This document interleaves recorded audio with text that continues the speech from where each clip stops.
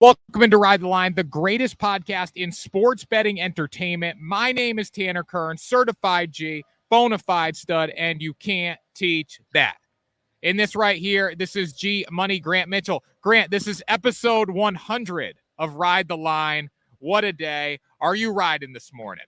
I'm riding, Tanner. I'm riding because I'm out on the road just like you. But that isn't going to stop us from doing what, Tanner? The people don't need the picks. No, I messed it up too. You messed You it messed up. up last time. You I messed it up. The people don't want the picks. The people need the picks, and we're giving them the picks today right here on episode 100 of Ride the Line. I'm in Florida. Grant is out west in Colorado. We're in different spots. We got a lot of adversity this morning, but we're battling. Grant, tell them why they should subscribe to WSN and Ride the Line. Well, if you subscribe, then you will know things like the Ravens were going to cover the spread against the 49ers. You're going to find all sorts of other cool prop hits. We told you to take the Browns on Thursday Night Football. We told you to take Joe Flacco's passing yards. Tanner and I are here every Monday, Wednesday, Friday, giving out the best betting picks in the sports betting world. Obviously, we got the NFL playoffs approaching. We've been talking about the college football playoff. We've got the NBA season heating up. All sorts of picks. You're going to find them right here. So smash that subscribe button. And without further ado, Tanner, let's go ahead and jump on into the picks. Yes, let's jump into the picks. So my first pick today that I'm going to go with, I think we both have. I'll break it down because I'm the resident Buccaneers fan here. Buccaneers minus 2.5 against the New Orleans Saints. Buccaneers have a chance to close out the division this week. I think we're going to see them do that. Against the Saints team, I simply don't trust. As far as their offense, they rank 20th in offensive rusher rating. According to Cold Hard Football Facts, 14th in offensive passer rating. Very mid team there. When you look at this Buccaneers defense, they've been legitimate all season. Vita Vea, Devin White, Levante David, Antoine Winfield Jr. When you read off the list of talent that they have, it's amazing they were 10-1 to win the division. Now you got Baker Mayfield cooking, obviously. He's been fantastic. And the Bucs defense is top 5 in the red zone when it comes to keeping their opponent out of the end zone. Wow, I just rhymed there. Pretty efficient, just like the Buccaneers are going to be on Sunday. So I think the Bucs close it out. If they don't win the division, it would be a massive, massive slide, because the fact of the matter is they can lose 2 games, or they can lose one of the next 2 games. So that's why I'm going with the Bucs at minus 2.5.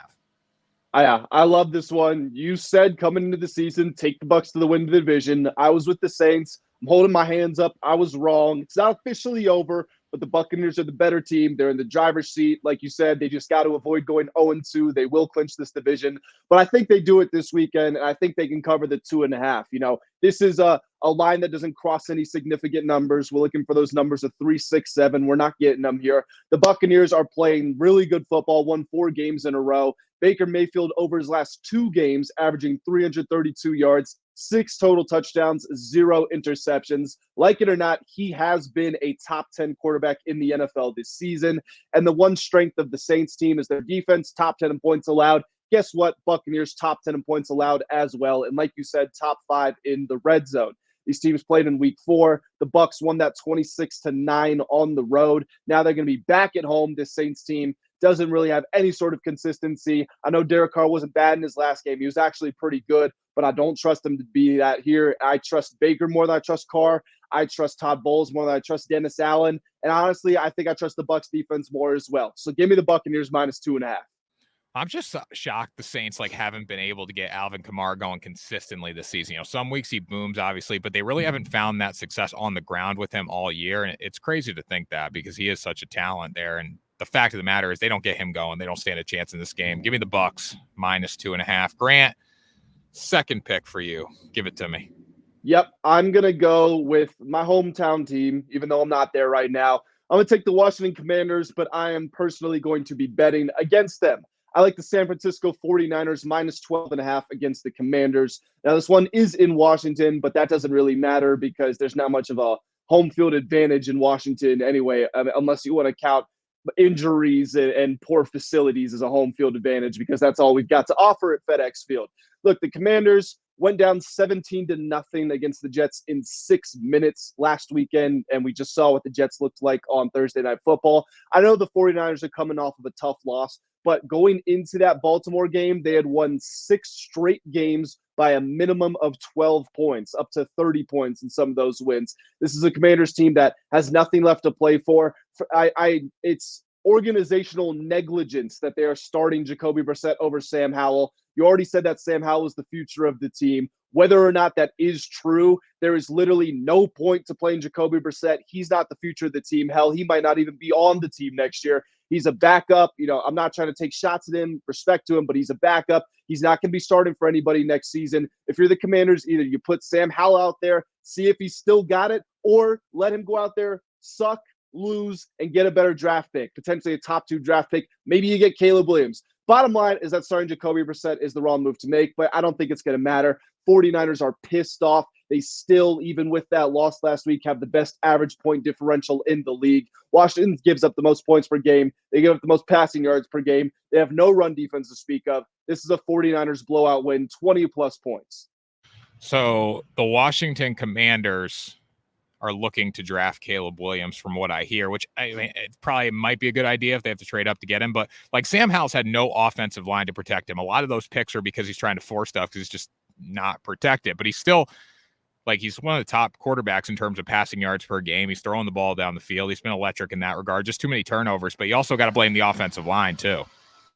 Oh, 100%. I mean, trust me, this is my team, quote unquote, even though it's hard to root for them sometimes. He's been sacked. I don't know. Is he still on pace to be sacked more than any quarterback in NFL history? Probably not, because he's been benched, but he's got 8 interceptions and 2 touchdowns in his last few games or something. It's not going well, and that's just not his fault. I mean, he's thrown just as many pass attempts as nearly any quarterback in the league. That should never happen for a first-year player, especially a guy that's 6 foot and was drafted in the 5th round. So, I like what Eric Bieniemy has done. He's opened up the playbook and seen what he's got, thrown him into the fire. But they also haven't done a great job helping him. That offensive line certainly bears some blame as well. Sam Howell's just playing like Nerf football. He's just throwing it up. Hopefully it gets caught. Moving into my next pick here, I got the Ravens at -3.5 against the Dolphins. Ravens were very impressive last week against the San Francisco 49ers, obviously forced 5 turnovers. I do want to press the pause button a little bit on this team, though. When you look at them overall, they still weren't great on offense in that football game. It was the defense that went out and won the game for them. They didn't turn the ball over. They were efficient in that regard. But overall, the turnovers were what made the difference in that game. So looking at this week, though, Ravens -3.5 against the Dolphins. I like the Ravens a lot here because they match up very well against Miami. There's not a lot of holes for Baltimore when you're looking at them against Miami. Miami is explosive on offense. The Ravens can be explosive on offense with Lamar Jackson improvising, and then also Zay Flowers making plays for him down the field. Then on defense, Baltimore is one of the best defenses in the league. They rank 2nd in defensive passer rating, 1st in defensive rusher rating. Miami's improved on defense, but they're still a middle-of-the-road unit in my mind here. So I just think we're bound to get that AFC East title match next week when the Miami Dolphins host the Buffalo Bills. For that to happen, Baltimore has to win this game. Baltimore's trying to get that 1 seed, still need to win. I see them taking care of business in this one. So I wouldn't be surprised if the Ravens won, but I do like the value of getting the Dolphins at +3.5. And this is actually my final pick. I'm going to go against you here. I'm going to take Miami +3.5 for my 3rd pick of the show. Now, I know you said that the Dolphins defense is still middle of the road. Ever since Jalen Ramsey came back, in the 8 games they played with him, they're allowing less than 16 points per game. That's number 1 in the league if you hold it to the entire season. Baltimore's number 1 currently. I believe it's 16.2. Miami, in those 8 weeks with Jalen Ramsey, is at 15.9. We also saw that the Dolphins, who are thought of as a finesse team, were able to go toe-to-toe with a physical team in the Dallas Cowboys, beat them, and not have it be devolve into a shootout, which is something that you probably want to avoid when you're going against the Ravens team. I think that this is a game where we're going to go under. I think it's going to be a little bit, I don't know if I want to say uncharacteristically, but maybe unexpectedly low scoring. And in a situation like that, do I trust Tua or do I trust Lamar to make the big play? Probably trust Lamar a little bit. So again, I would probably expect the Ravens to win this game, but I don't think that it's going to be that sizable. I think Miami can hang tough. And look, yes, Baltimore can lock up the number 1 seed with a win.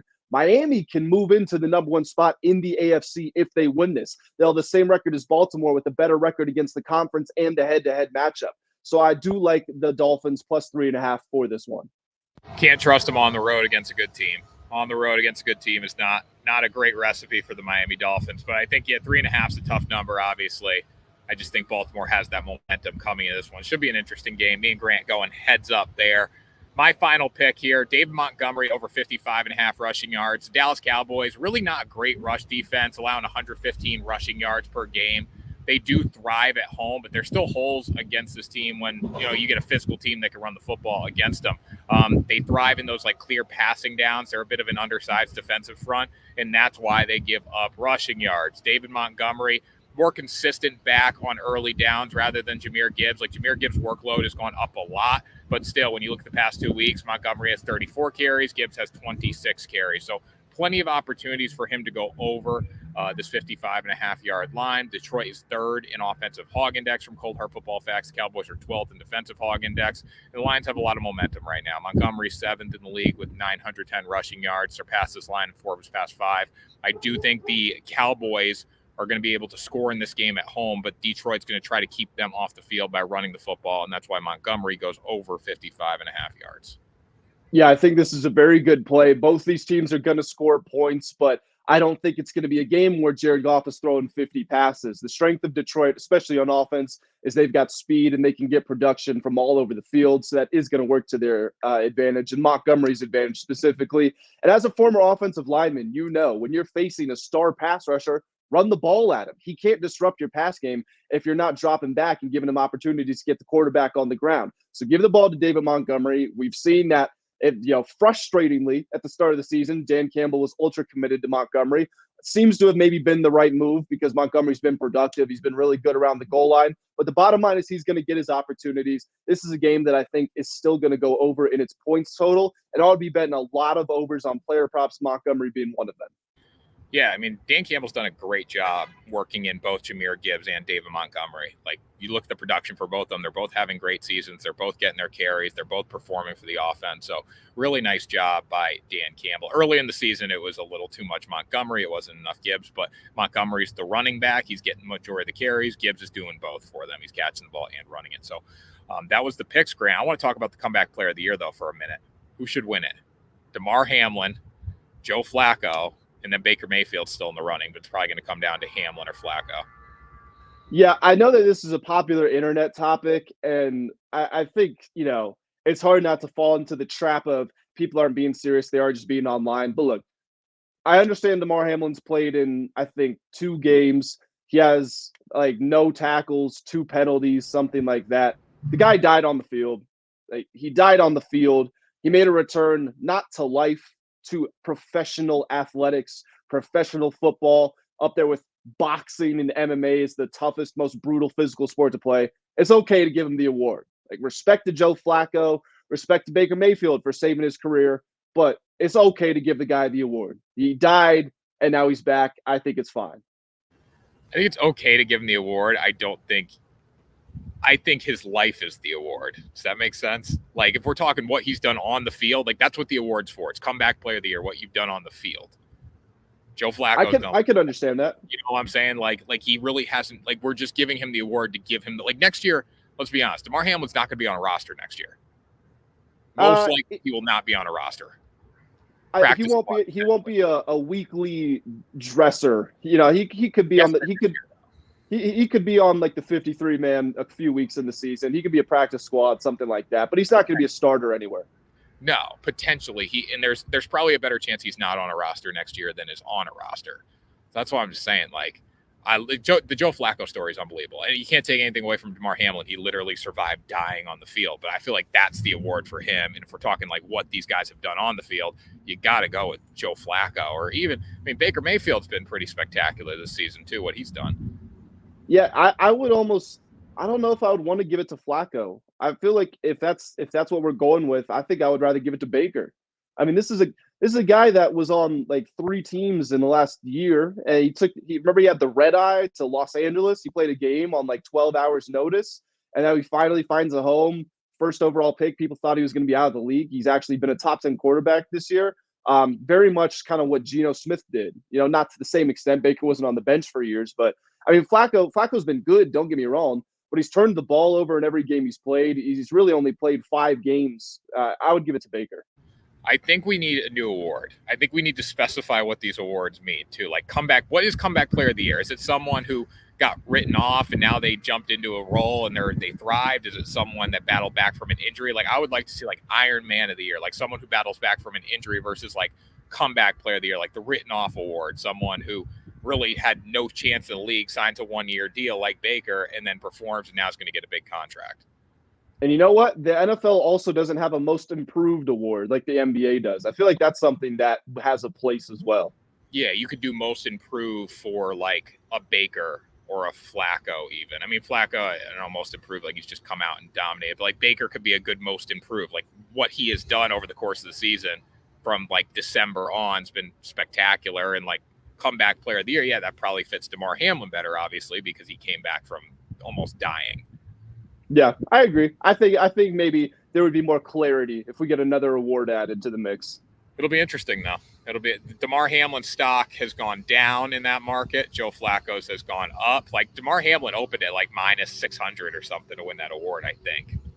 During the preseason, I think he was like minus 2,000 or something. Yeah. Now he's minus 150 and Flacco's plus 100 when I checked this morning. It was funny. I saw a tweet. It was when all the Aaron Rodgers stuff was going on. It recirculated. It was about DeMar Hamlin, and it was a guy tweeted. He's like, if you're not betting DeMar Hamlin, like DraftKings or whoever, FanDuel is literally giving away DeMar Hamlin comeback player of the year for free. And he like put like a $10,000 ticket down on like minus 600, minus 700 or something. And then that was when Aaron Rodgers was trending up, which obviously that was just a bunch of donations to the house. Yeah, hopefully that guy doesn't go broke because it's going to get a little hairy down the line. Yeah, definitely. Especially if Flacco could do something in the playoffs, it'll definitely get the public's attention. But anyways, Grant, that was episode 100. Pretty crazy. We're in the triple digits now, moving through. What's your takeaway from the first 100 episodes of Ride the Line? Guys, it's been great building a community here. I say it every show, as does Tanner, but we really do enjoy reading your comments. We love interacting with you guys. Hopefully you've been able to come along for the winning picks. The losing picks haven't upset you too much, but we're going to continue to be here giving out the picks, like I said at the start of the show. So if you guys want to be locked in and you want to join us for the next 100 episodes, subscribe to the channel, smash the like button on this video, drop some comments, let us know what your favorite plays for this weekend are. And Tanner, you can get us on out of here. Because the people don't want the picks. The people need the picks. That was Ride the Line, episode 100. Make sure you smash that subscribe button. We'll see you on Monday for another episode.